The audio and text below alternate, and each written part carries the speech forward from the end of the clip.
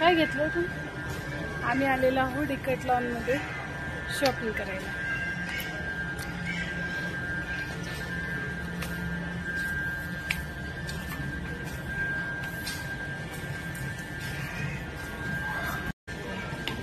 हे बघा काय करतायत. एक्सरसाइज करायला आले ते इथे.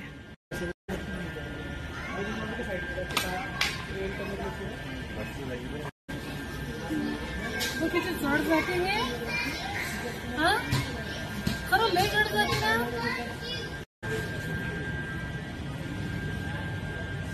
जड जाते ना.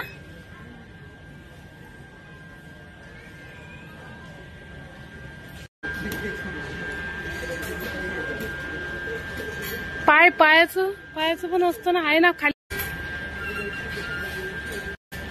इकडे बघा आहेत. नुसतं काय ना काही ठेवून देणार होते.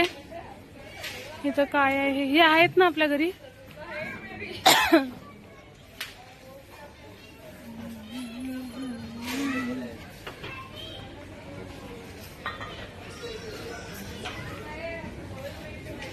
त्याचं तो वजन नाही दिसत आहे.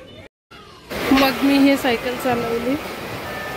छान होते चालवायला. तिथे खूप जण सायकल चालवत होते. मग मी पण ट्राय करून बघितली.